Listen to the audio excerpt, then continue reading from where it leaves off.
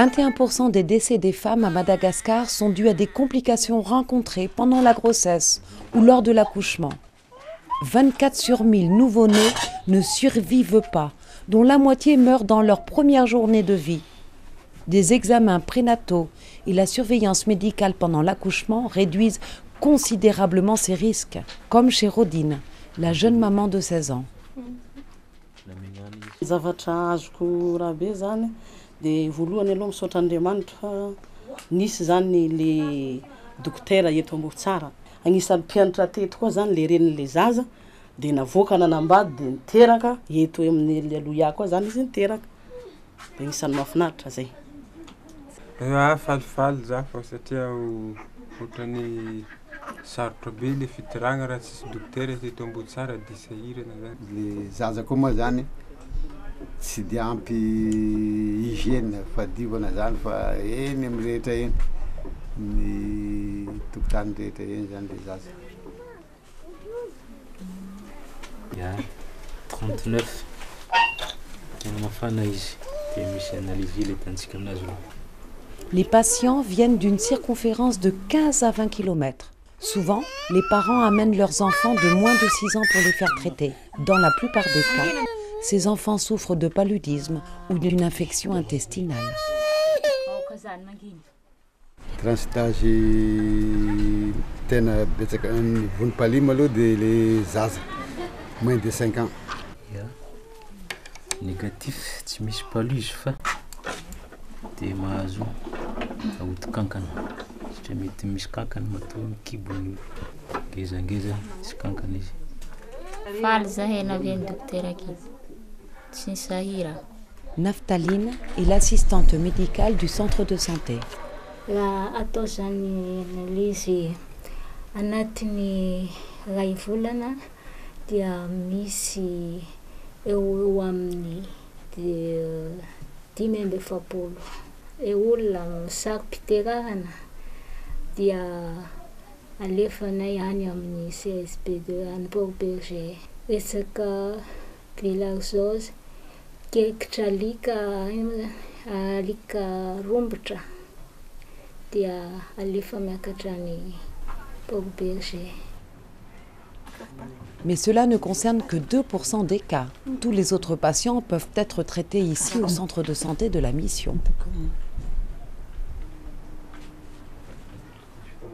Pneumonie laizana azy tamin'izay dia nazo tsindrana maromaro izy igny.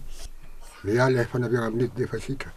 Ny fitsaboana natao dia natao antibiotika, ampicilline, dia gentamicine, dia misy comprimé paracétamol. Consultation eto aminay zany tsotra 2,000, dia ny accouchement 10,000, ny circoncision 10,000. Le olona maro ny manantona atao pitsaboana fa leo amin'ny fanafody zany dia miankina amin'le mampiasa tena zany hôpital manodina le vidy fanafody. Les médicaments sont vendus avec une majoration de 25% aux patients, qui sert à financer l'achat de nouveaux médicaments. L'infirmière allemande Wiebke a 25 ans et est venue de Berlin à Ambohitsara pour assister le centre de santé durant 2 ans. Es sind natürlich nicht so viele Medikamente da wie in Deutschland. Es ist wenig Licht vorhanden. Die Umstände sind einfach schwieriger. Es wird einfach viel getastet und viel mit den Händen untersucht. Il est rare qu'un patient malgache vienne seul consulter le médecin. Erstmal bringen sie ganz viel Familie mit. Also es kommt immer nicht nur die Patientin oder der Patient, sondern ein ganzer Haufen Menschen. Der ganze Raum ist dann voll. Und meistens kommen sie auf dem Ochsenkarren, die Familie kocht das Essen und versorgt die Patientin eigentlich rundum. Und die Ärzte oder Krankenschwestern sind nur dafür da, eben Diagnosen zu stellen, die Leute medizinisch zu versorgen. Das Drumherum macht die Familie. Le grand problème est l'approvisionnement en eau potable du centre de santé, de la cantine scolaire, ainsi que du personnel de la mission. La source se trouve à une distance de 2 km du centre. Chaque matin et chaque soir, le personnel de la mission va chercher de l'eau à la source avec 2 charrettes à zébu. Farafatsy alana zany 5 sarety eo, de barika de sac, dika zany 10 barika eo zany laninay sanandro. Androna, anasana, sotrona.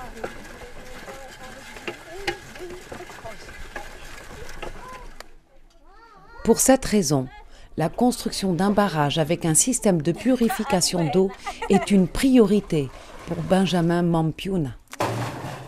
Ny tanjona manaraka tiana tratrarina dia ny resaka famatsiana rano fisotro izay rano madio zany eto an-toerana tsy ho an'ny projetnay fotsiny, tsy ho an'ny cantine scolaire fotsiny zany ary tsy ho an'ny CSB1 S2 fa ho an'ny vahoaka eto Ambohitsara koa. Il existe un petit barrage, mais celui-ci n'est utilisable qu'en saison des pluies pour irriguer les rizières. Amin'ny fotoam-pahavaratra ny tena hoe ampiasana anazy. Hitantsika moa zao zany hoe ritra izy, tsisy rano mihitsy. Fa rehefa tonga ny fahavaratra, eo amin'ny manomboka fin novembre eo, amokarana vary.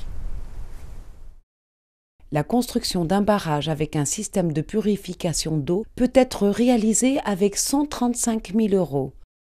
Clinique mitovy amina CHD2 izay misy bloc opératoire anankiroa ahafahana mitsabo ny olona eto manodidina. Ny resaka fananganana an'ilay hôpitaly ny vola ilainay dia eo amin'ny 1 million d'euros eo kanefa fantatray fa tsy mora zany zavatra zany. Zay mahatonga anay milaza hoe ny dingana voalohany tiana tratrarina dia eo amin'ny 360 000 €. Ary io moa zany dia araba soa araba tsara zay rehetra vonin-kanohana nay aminazy io. L'objectif de la mission est l'autofinancement des structures dans la phase opérationnelle. Les centres de santé CSB1 et 2 assurent uniquement le service de base. Pour cette raison, la mission prévoit la construction d'un centre hospitalier de district, CHD2, avec cabinet dentaire, service de chirurgie et de pédiatrie, salle d'accouchement et laboratoire. La première phase de construction, avec un volume financier de 360 000 €, permettrait d'inclure la médecine générale et le cabinet dentaire. La deuxième phase de construction prévoit l'installation du service chirurgical et de la salle d'accouchement pour 404 000 €. La troisième et dernière phase comprend le service de pédiatrie, le laboratoire, la pharmacie et la radiologie pour 275 000 €. Dr Martin Engelhardt, chirurgien neurologue, est impliqué dans le développement du projet de l'hôpital depuis l'Allemagne. Sa collègue, Dr Roselyne, médecin, dirigera l'hôpital à partir de fin 2013. Izahay dia manao rapport financier any Allemagne vis-à-vis ny finantsambatra any ary azo antoka tanteraka zany. Benjamin Mampiona est sûr de convaincre les bailleurs, étant donné la transparence et l'utilisation des sommes reçues jusqu'ici.